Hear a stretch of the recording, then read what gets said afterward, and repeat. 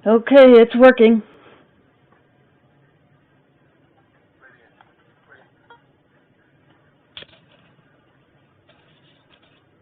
I've got another bit of a big quick up this assignment is to analyse racist expression feelings. Why do certain groups make us feel as they do? In most groups, there is a strong history of prejudice against them. Explore this history in your secondary research and demonstrate a chain of events leading to the current circumstances you are studying. Sorry about that. I forgot to turn my mic off. I heard a bunch of noise, so you might want to repeat that. Yeah, at the end of the brief it says the purpose of this assignment is to analyse racist prejudice feelings. Why do certain groups make us feel the way we do? In most groups there is a long history of prejudice against them.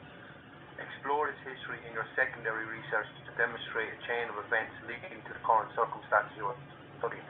Then it says evidence that you have actually carried out primary research in you must be produced. It can be written, visual, photos, etc., screenshots from Facebook, etc., recordings of interviews, documentary evidence must be produced either within the text of your assignment or in the appendix.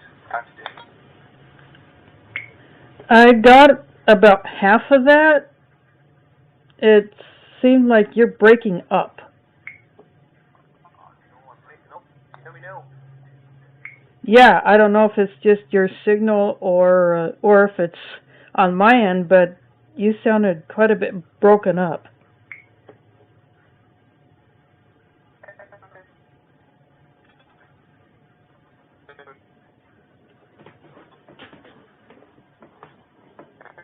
Photos, screenshots, Facebooks or recording of interviews, some documents.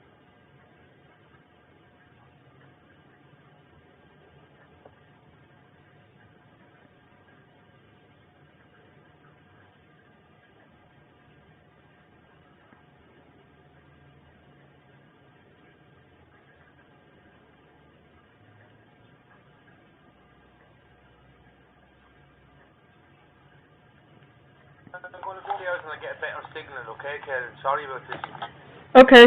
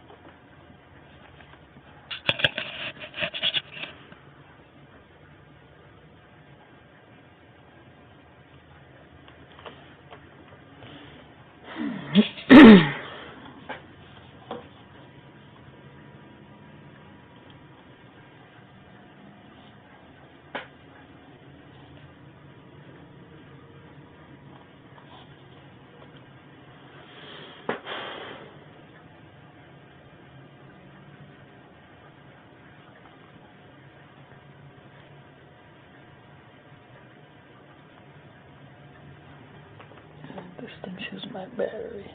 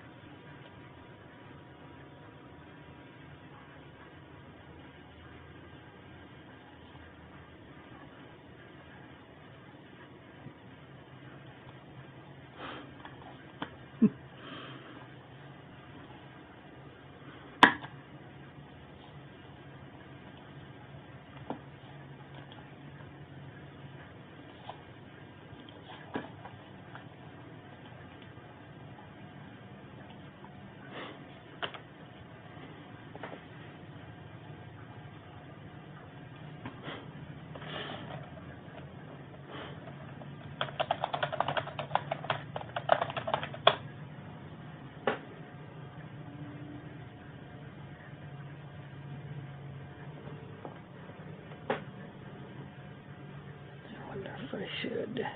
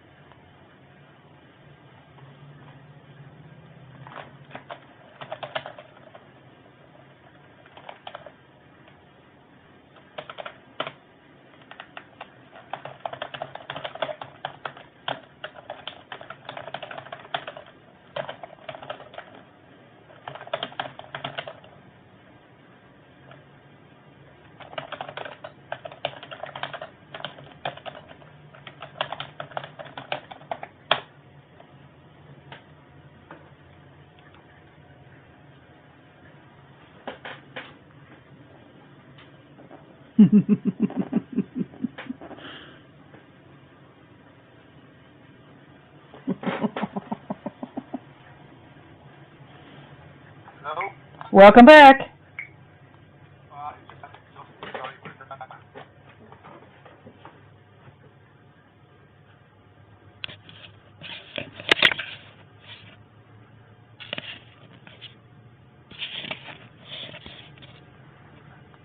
Okay, so where do we start? Wherever you want.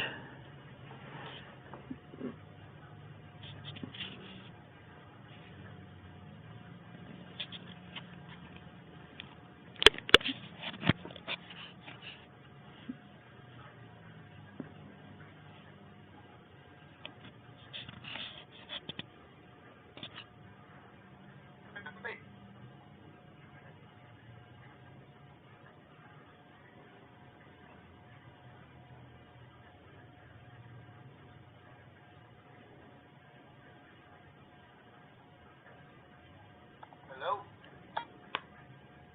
I hear you. Okay, so where do we start then? Yeah, wherever you like. Yeah, I'd like to start on what life was like for a Muslim before 9/11.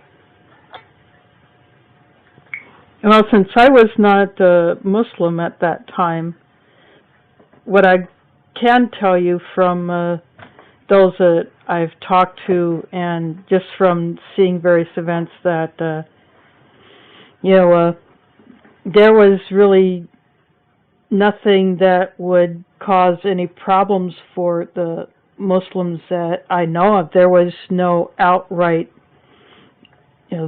hatred out in the open. There was no, no propaganda put out in the media that would lead people to suspect that every single Muslim in the U.S. is a criminal, or a terrorist. Like nowadays, I can ride a bus and someone will accuse me of having a bomb in a box, when the box is actually something else in it. Or I could be standing at a bus stop and someone will walk by and yell terrorist or something like that.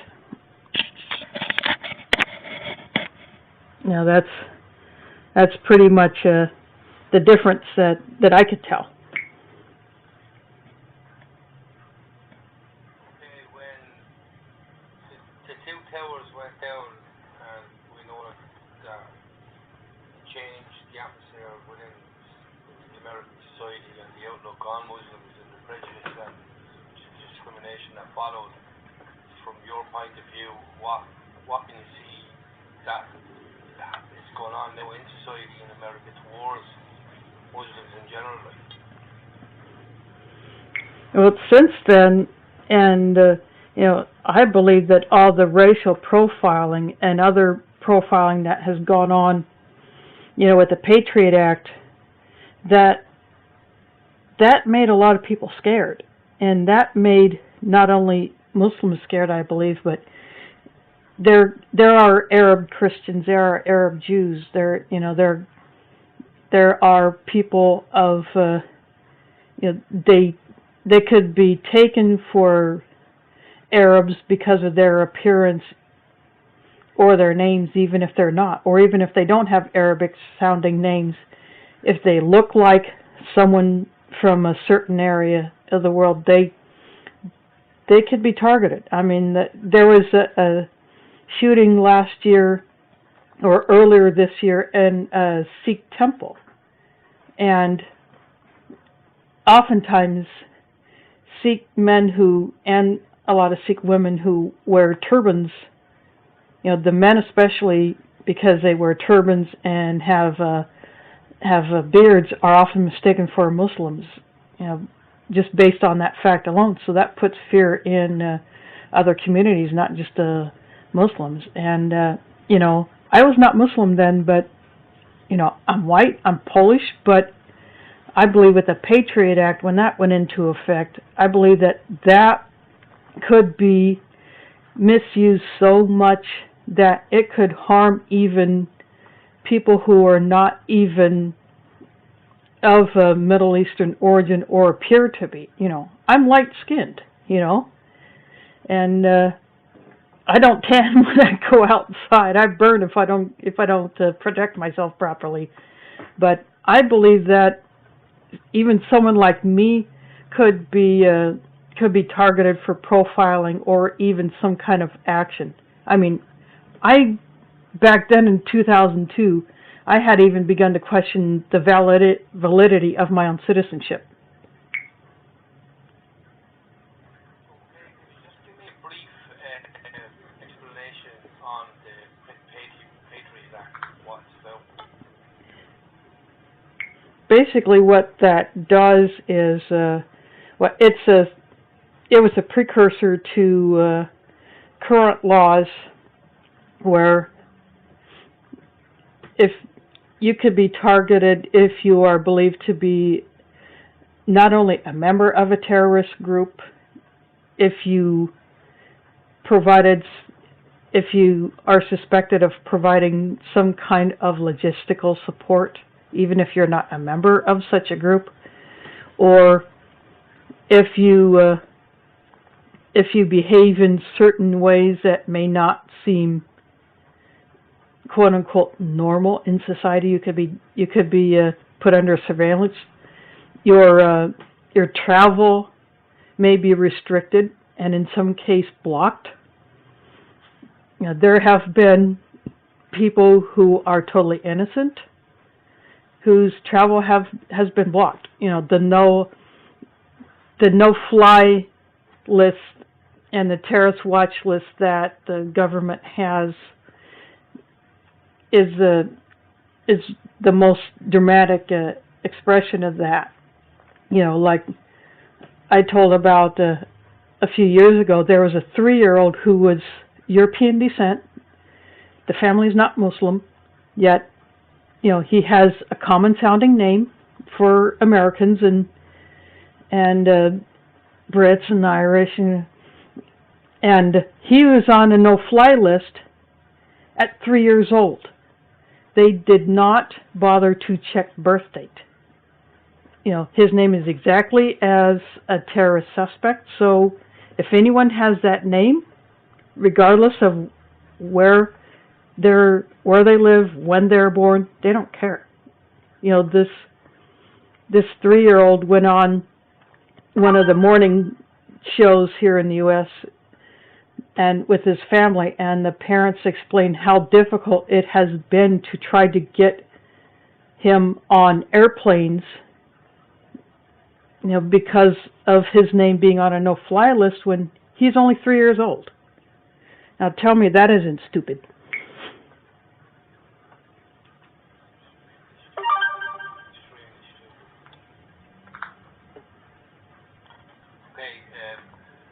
As we're studying in college how much the media can influence people's perception, what way they think. So do you think the media in America, mainstream as such, is influencing the way, with propaganda, is influencing the way the average American thinks of Muslims? Yeah, especially with, I had shortly after I started wearing a hijab and covering myself more, I had a bus driver tell me that I was shaming myself for covering myself.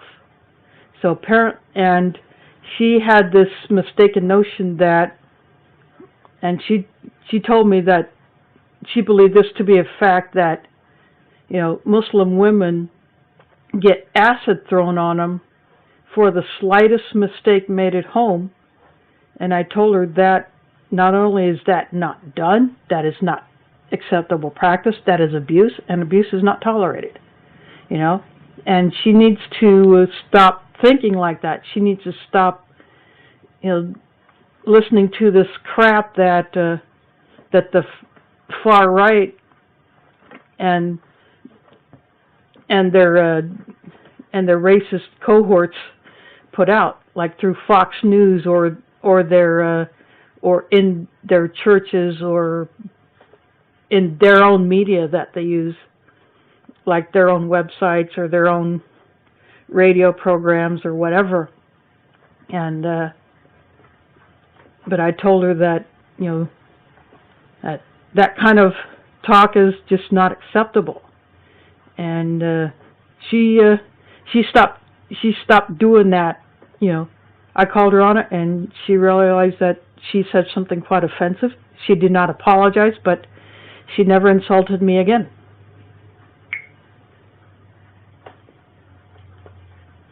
So how the influence can have on a lot of other people, it's up to you to actually approach and confront the person.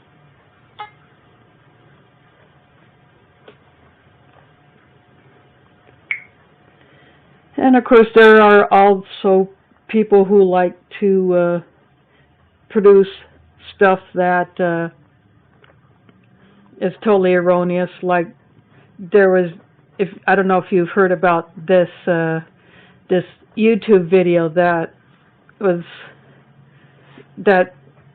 tells lies about Islam and about Prophet Muhammad and things like that, and that got wide circulation.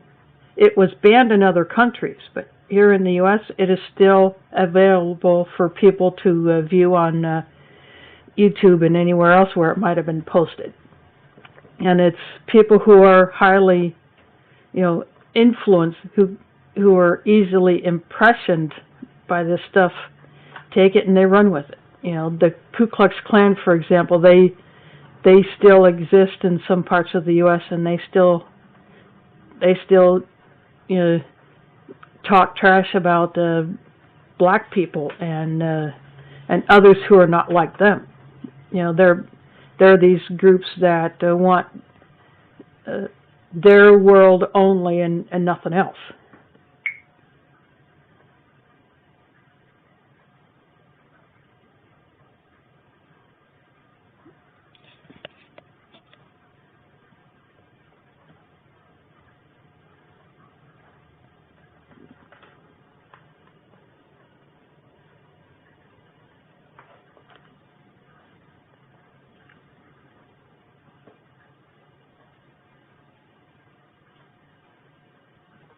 How far do you see this stretching? The prejudice and discrimination that's going on within society and the splitting from your personal view on your religion. And you respect Islam and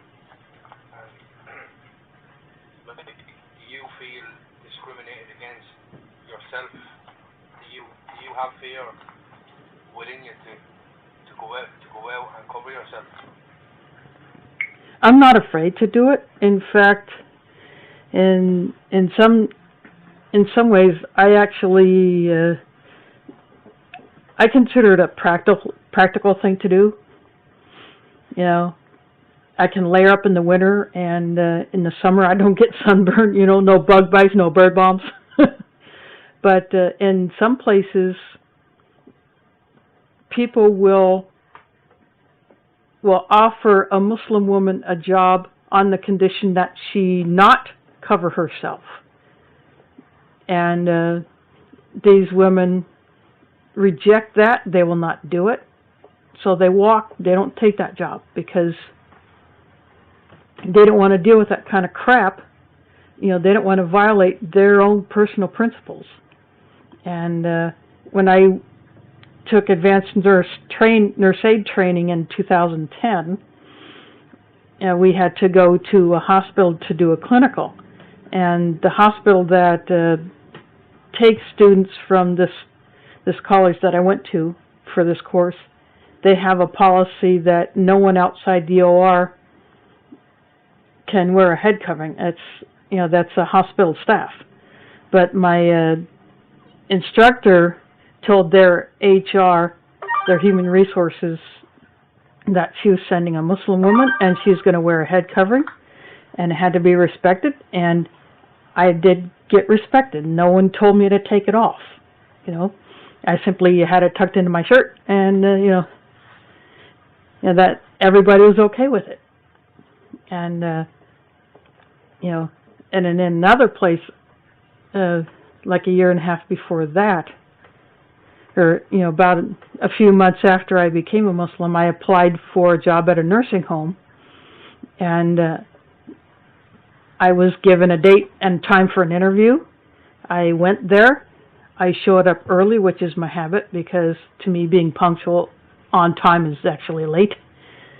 But I was told by the person at the front desk that I was not even allowed in the building. And I told her that I was told to come at this time for an interview for a job, and she insisted that I am not allowed. And I said, well, can you look, see, can you do something about this? And she says, I'm not on the calendar. And I never did get a call back to reschedule. No one even bothered. So I figured, okay, if you're gonna jerk me that way, forget it. I'm not gonna bother with you. So I never went back there. And since then the name of that place has changed again. So I doubt the reputation of the management of that place, even after name change and new ownership. I'm just not going to go there.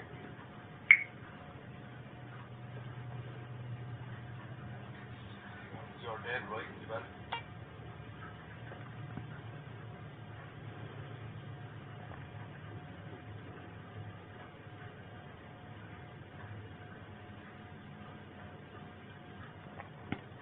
And of course, when I went to the jail after being arrested for protests, and then when I served a sentence, I was not allowed to cover myself. I was not allowed to even have a long sleeve shirt while I was in the jail. And of course, when your picture is taken, in that part of the jail, when you're still in the processing phase, you're in mixed company. There are men and women there, employees and prisoners in that jail, in that transition area, and they can see everything you got pretty much. And So when you were in jail and you were around certain inmates that would be Muslim, and did you feel any prejudice when you were in there from other inmates? No. If there would have been any, it probably would have been in another part of the jail, because I did not personally experience that. Although when in July, when I spent a few days there, Ramadan had started, and I had already been fasting, and I told the jail staff that it's Ramadan, I'm fasting, I will not eat or take any medicines until sunset.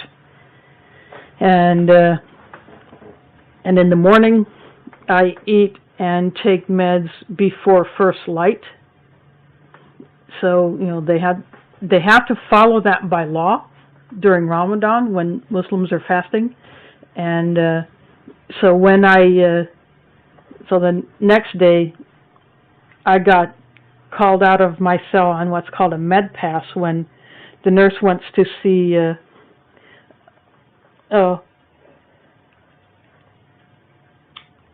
Never.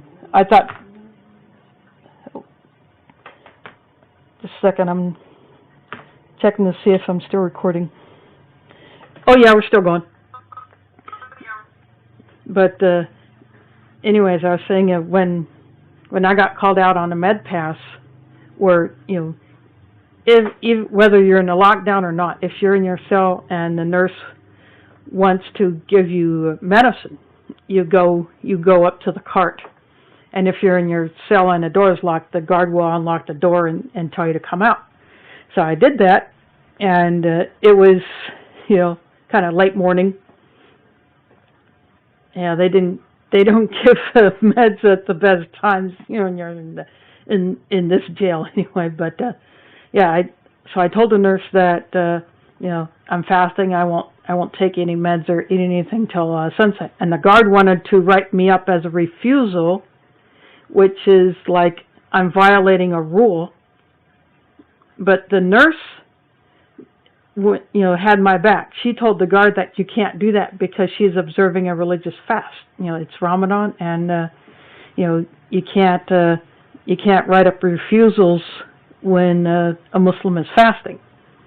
And so that nurse actually had my back on that one. If she wouldn't have, I would have been written up for a refusal, and I could have filed a complaint against the jail for that, but fortunately I didn't have to. Do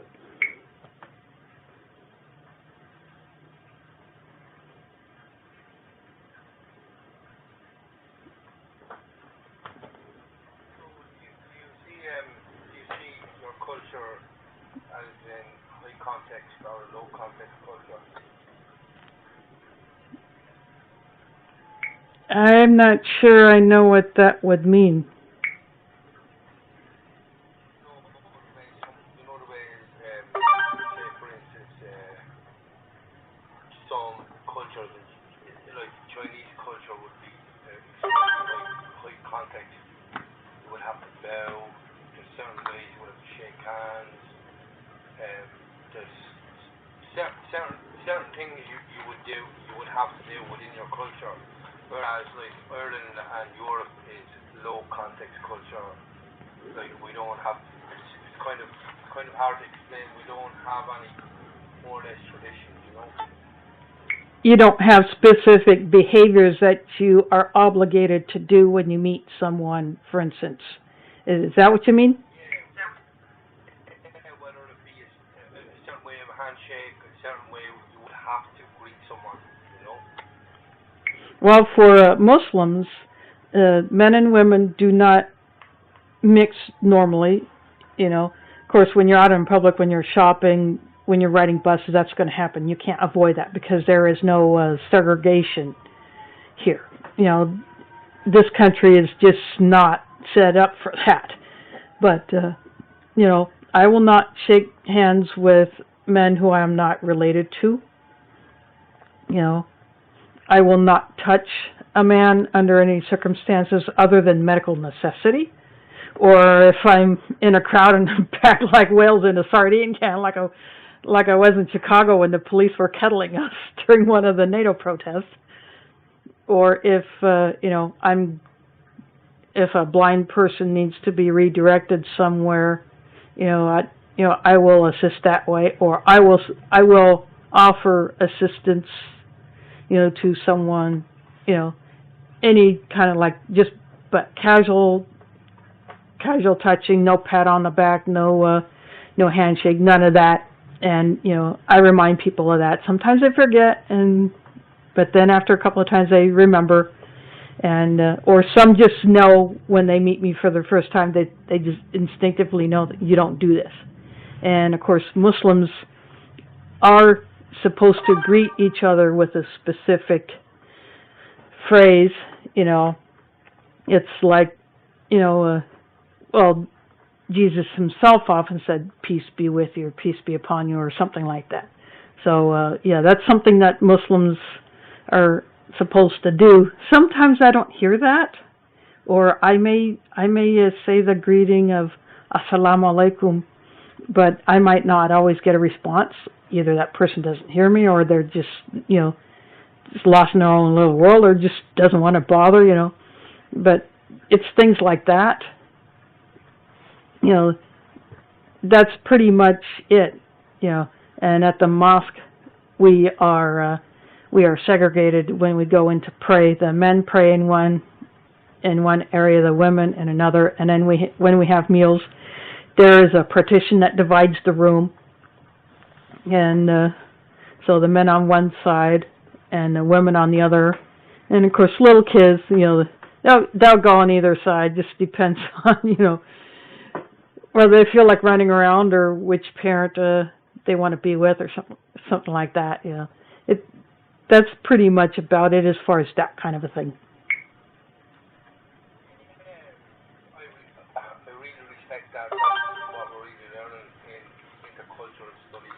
Because here in Ireland now we see a lot of ethnic groups coming over through immigration, Muslims, all different kinds of religions. But when they're trying to integrate in society with high context and low context, and it was really good to hear what you were saying, that you actually respect that. And I can see now from talking to you and you explaining to me that I think you're a very high context culture, but you respect your culture, that kind of way. Whereas us in Ireland and England and the likes of Germany and France, we would be very low context culture. Like, we would just meet each other, shake hands, we would integrate with each other, and I think that's the problem within society with religions mixing, that a lot of people don't have respect for certain cultures, and that's the problem, Yeah, and that is really big here in the U.S. with that kind of a problem. There are people who simply do not want to respect what they don't know. They would rather fear what they don't know rather than learn about it and show respect. I mean, when I first told my relatives at my niece's high school graduation, one of them just came out and asked me bluntly if I was in an abusive relationship. And I told her, I don't even know who I'm in a relationship with. And if there's abuse going on, I'm not present to see it, so I don't know. You know something I don't? I mean, who am I in a relationship with? No one has told me that. I don't know yet. I'm still working on that one. That's the perception that the media portrays as well. There's an example. I don't know whether you've seen the film Argo. Did you see the film Argo yet? No, I have not, and from one I have heard about it from other people who have seen it, it's not worth bothering with, and I do not intend to see it. No, you're right. I actually, my girlfriend got it here, and we were sitting there and watching it, and it's funny, because my awareness is so high when it comes to the propaganda within the media and how they try to put a perception in people's minds of a certain ethnic group or a certain country. But I watched, and it is absolutely disgraceful the way they portrayed Iran. You would actually know that they were kind of at loggerheads with each other. They showed them like hanging citizens off cranes when they got out of the airports, people hanging. But it's constant battle with the media. I can see it myself. My awareness is sky high, but I advise you not to watch it. I genuinely would advise you not to watch it. I don't intend to anyway. Just like I am not going to watch Zero Dark 30 for the same reason. It's I don't think what they did with that is appropriate.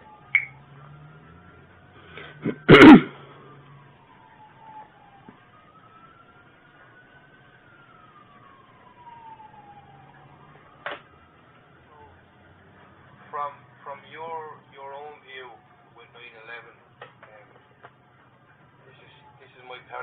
these are my personal questions, and I have put it to the teachers in college.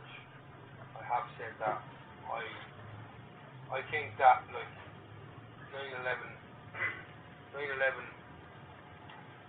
not being a conspiracy theorist or anything was set up, you know. I think so too, and I have watched documentaries about it. I own some that someone had given to me. Well, I don't consider them my property. I consider them as donations to Occupy, but you know, they were given to me, so I am the steward of them. And you know, one day when I have a lot of time, I'm going to go through these and you know, and maybe write a little something about them and post them online or something like that. And tell people that I have these available for, you know, if you want to watch them or something like that, or show them in a public arena or whatever, you know.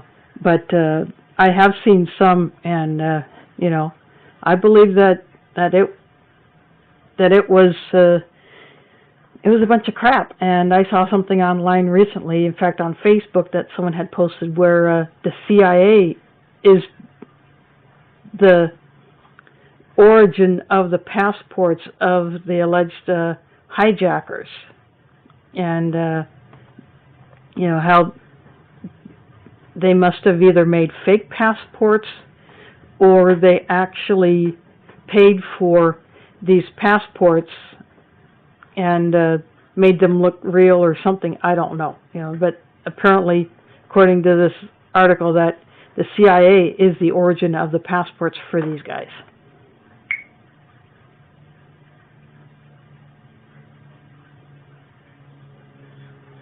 So, do you think that it's going to change the prejudice against Muslims, or do you think it's going to enhance? It's going to get stronger towards your culture?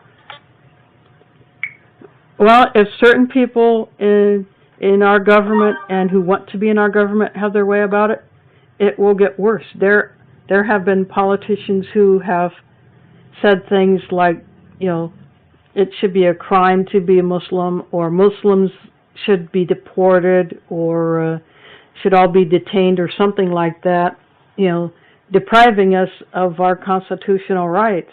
I mean, you know, I've lost mine, but that's not going to stop me from doing what I'm doing. You know, I'm not going to give that up. You know, I'm in it too deep. But for some people, they want to keep going with it. They want to make it worse. And you know, Obama promised to close Guantanamo. It's still open. It's still got people in it. It has innocent people in there.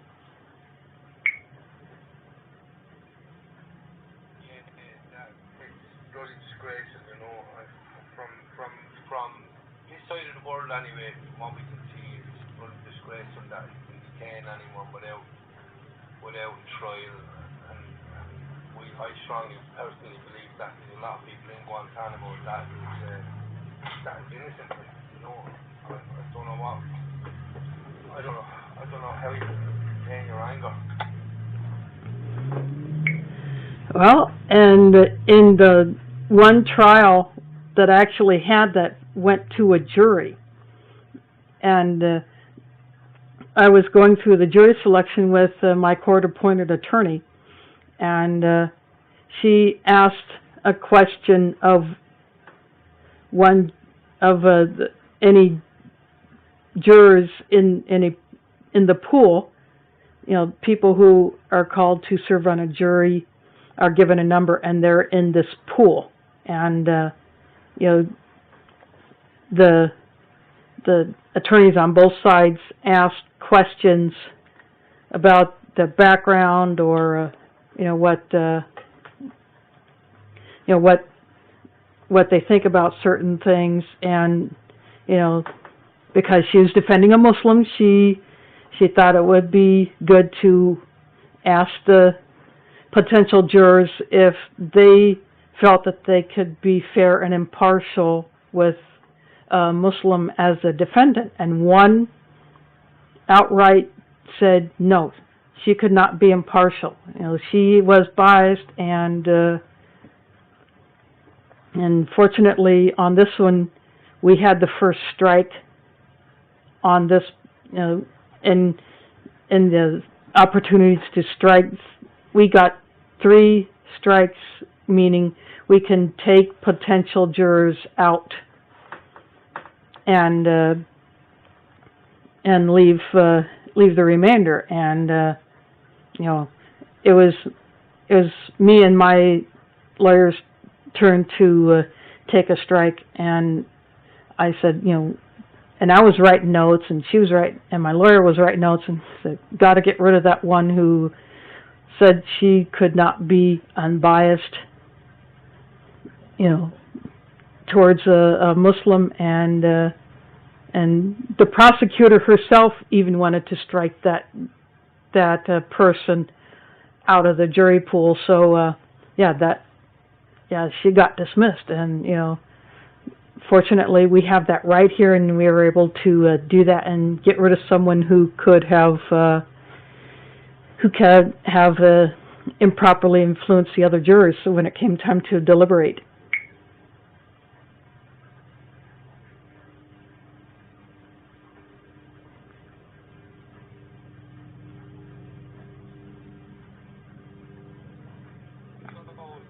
When, like, I think it's called TSA, is it when you go to an airport, they can actually touch any part of your body.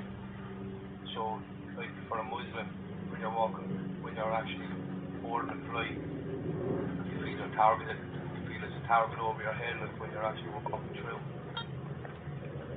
I have not hopped a bird since 1988, when I flew from Des Moines to Arkansas for my brother's high school graduation. Yeah, he finished high school in Arkansas and stayed down there for a few years before he came back up to Iowa for a while.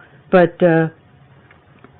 from what I know from my sister, who is a TSA agent, that's Transportation Security Administration, by the way, when it comes to a pat down, a female agent will pat down a woman, and a male agent will pat down a man.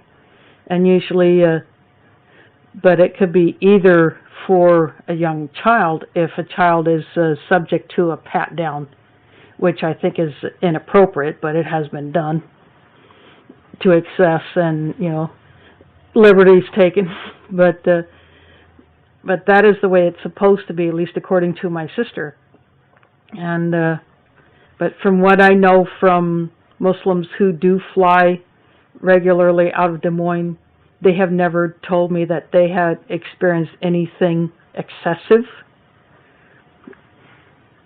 We probably have about 10,000, maybe between 5,000 and 10,000 Muslims here in the Des Moines metro area, including the suburbs. So we have a high number of Muslims in Des Moines.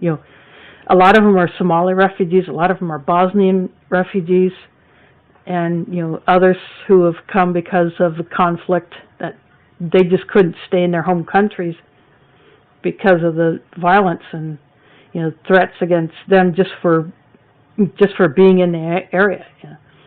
But so far I have not heard of any excesses used against Muslims wanting to fly here in Des Moines.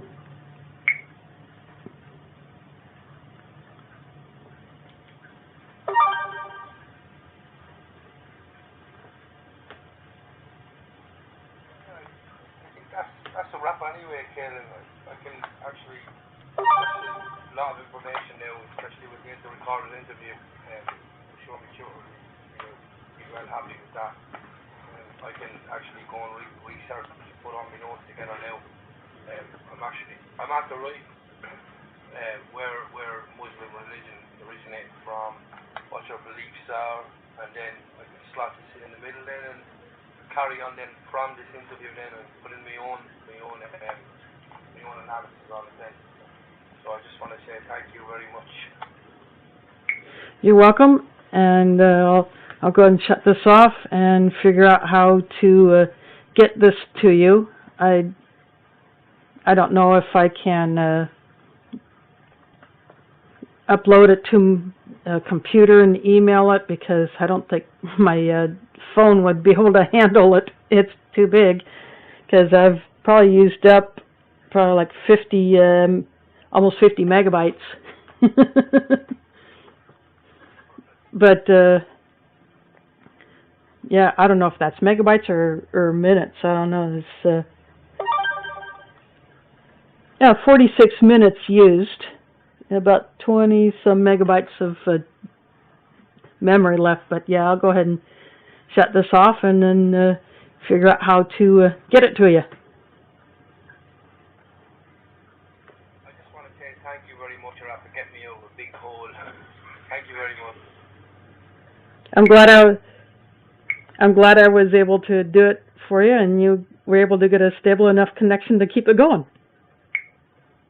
Thank you, Kellen. Will I give you my email address? Yeah, hold on, let me get you. I'm going to just get into Gmail for a second.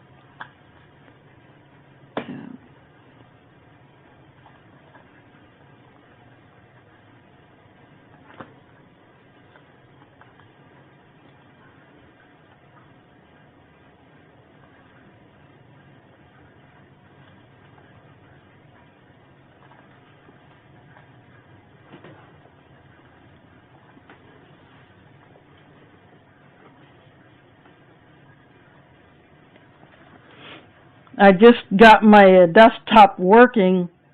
You know, I'd been doing a lot of updates that I could do for free that I didn't have to pay for, and I got it working, but I think I might have to get some more memory for that. It's only got 1 gig of RAM in it, so I got to get some more for that, but that'll take some money. Okay, here we go. Yeah, I can pay on my card here. That's okay. I'm getting into Gmail right now. Oops. Pop 2 forms up. I only need. Cost me anything, you know. Okay. Yeah. What's your email? Come up and chat here.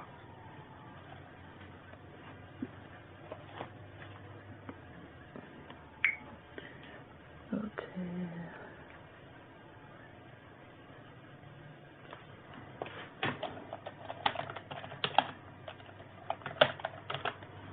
You get that, Kellen?